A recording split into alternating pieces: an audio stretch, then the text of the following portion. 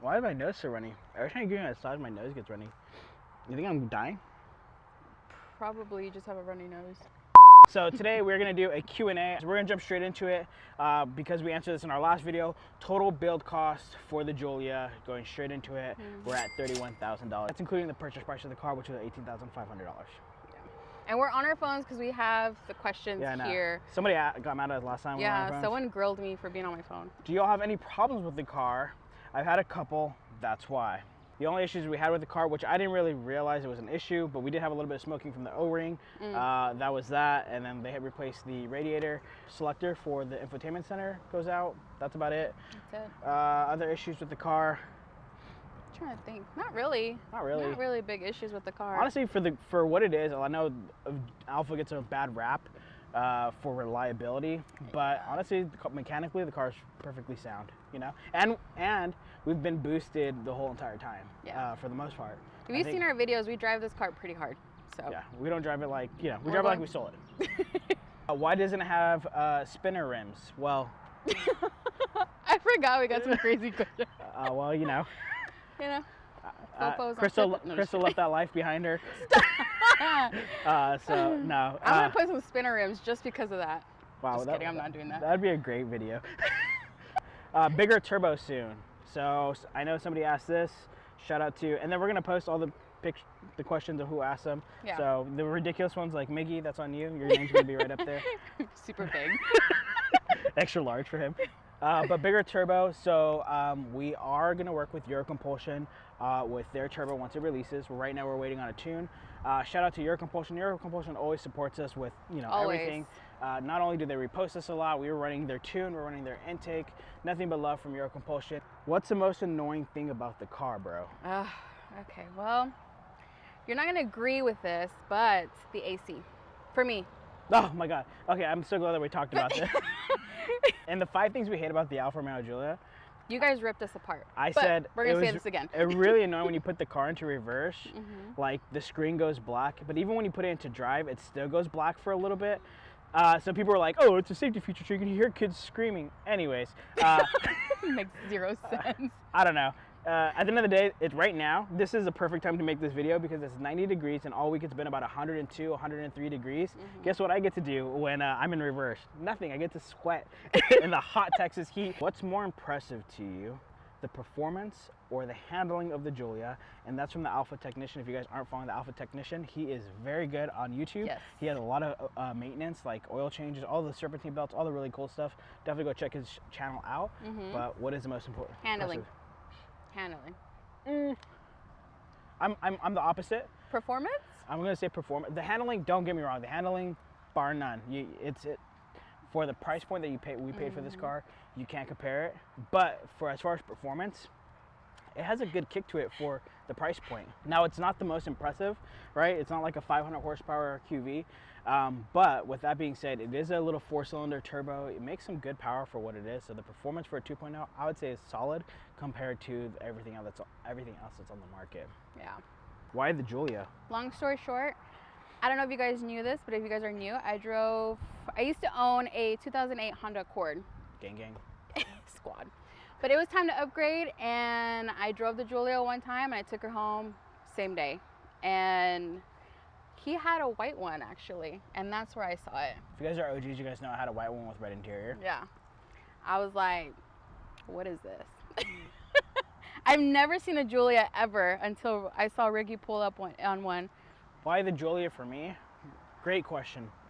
But the Giulia, for the price point, the best way I can explain this, why the Giulia, and if you guys are Alfa enthusiasts, I'm sure you'll agree, you get an $80,000 chassis from a QV for, at the price point we paid for it, $18,000, and everything else we put into it were another $12,000, about $30,000, $31,000 as you said in the beginning of the video. You get a very impressive car for $31K. You can't beat this. You're not gonna get your Honda to do this. You're not gonna get not gonna get your Hyundai to do this. It's a very impressive car for the handling, for the performance, for the looks, for everything. For being a 4-door sedan that's a sport sedan, you can't compare it to the market. I mean, so honestly, personally, I left the Giulia because there wasn't that much aftermarket support.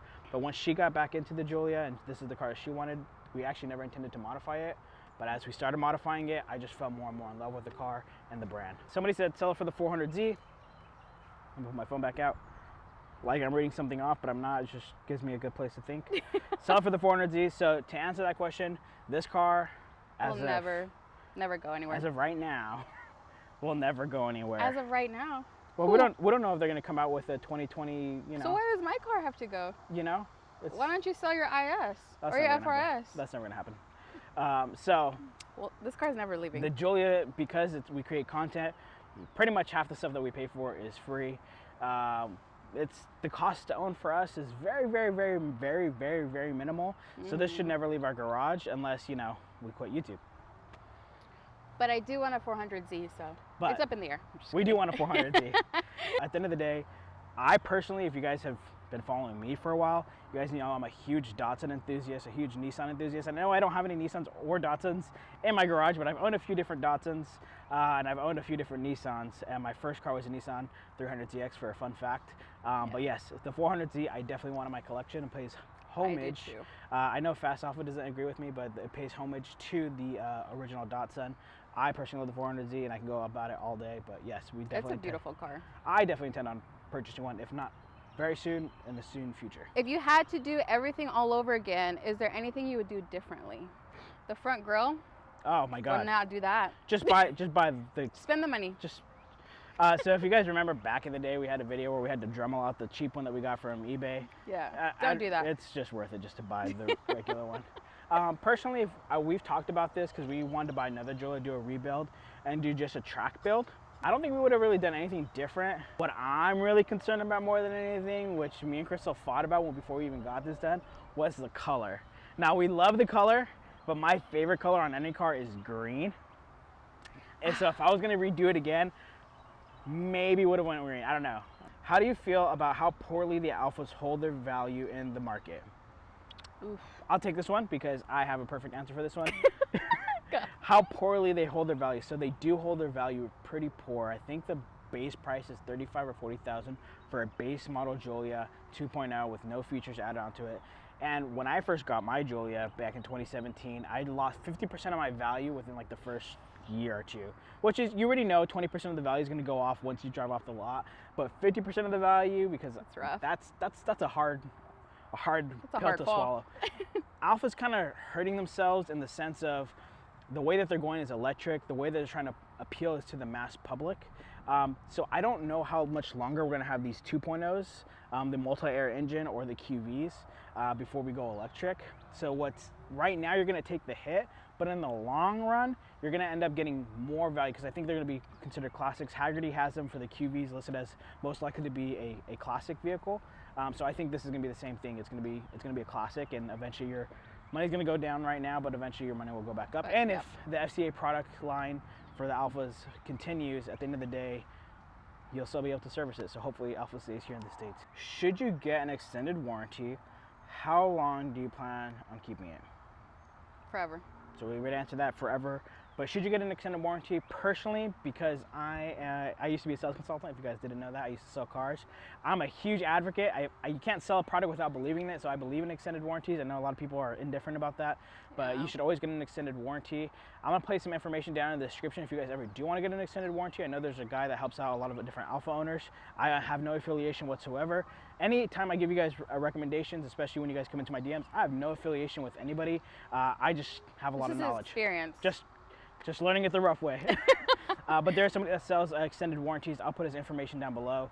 You guys are more than welcome to contact him if you guys are trying to get an extended warranty and you guys don't already have one.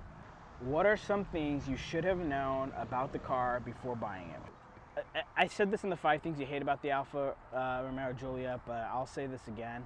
The one thing that's the worst thing about the Giulias and the Alfa brand is their dealer network. The dealer network is shot.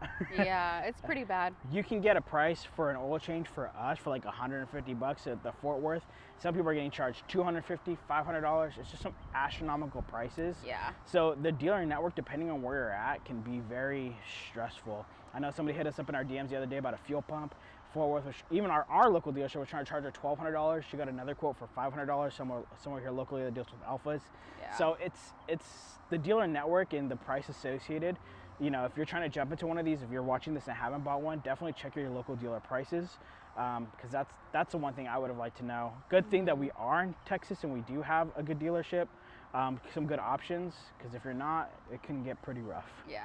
But also how expensive the parts are. Jesus Christ. Yeah. I said this the last video again for the 5 things, but I will say it again. Me personally, I'm from the JDM community where, you know, my front grill's $30.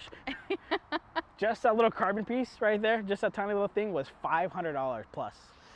To our door, I think it came out with like, I don't know, like something stupid. It's like $600, something like that. Just the emblems were $150. I tried buying my Toyota emblems for like $5. We're talking about a huge price difference here. Yeah, it's not even in the same range. So, you know, and then really there's not a huge aftermarket for exterior pieces. So your best look is OEM. Yeah. Facebook and eBay. How was the whole experience of building our Alpha? Do y'all feel complete? Ooh. It was the experience, I guess it was kind of rough at times. Like the whole inside. It was. Because it was just us. It was. And if you look at our older videos, it's always just been us. It's either me behind the camera or Ricky behind the camera, and sometimes we went into installs with no knowledge. So just figuring it out. Just reading and trying to research, and there's not a lot of videos teaching you guys how to do these installs. So it was rough. A lot of sweat went into this car. But to answer the question, we don't feel complete. No. There's still some things that we got to finish off to do our QV replica. But after that, we still have a lot of different things that we can't buy that we'd have to custom and create that we would eventually want to jump into. So we still have a lot, even though we look like it's almost done or we're about to max out, we still have a long path ahead of us. Yeah. Whether that's wide bodying it, I know that's not gonna be the I don't know, let's see. Controversial, if you will.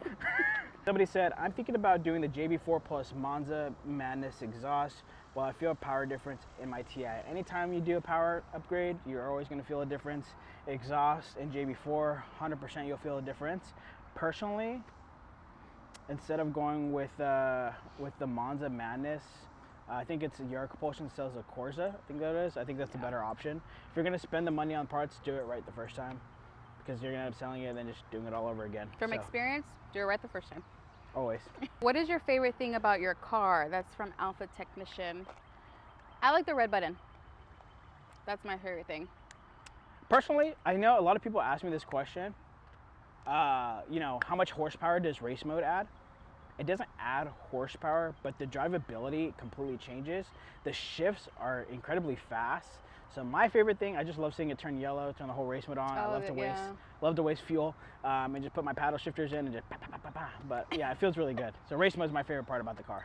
Last question, what is the top speed you've pushed it to?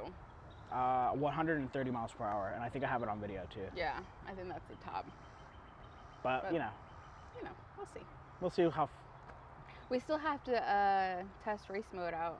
Yeah. Like really test it. Like really test it. Like, have you seen our other videos? You know what we're talking about.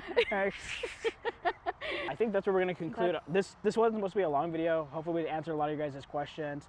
We actually really enjoyed the QA aspect of it. So hopefully next time we get more personal questions, because we do the QAs on our Instagram. So if you're not following our Instagram, please follow us. Shameless plug, bro. Yeah. Awesome. Stick with it. Hopefully you like the last 2 videos, and again, we're going to do more informational videos for you guys, so you guys can get some more knowledge and take all the knowledge that we have, so not everybody's coming to us to ask for stuff. So anyways, so, this is it. That's it. Hopefully you guys enjoyed the video. Hopefully answer your questions. If you guys have more questions, answer it down in the comments, because I always respond in the comments. No, go to our Instagram. And Instagram. I answer that too.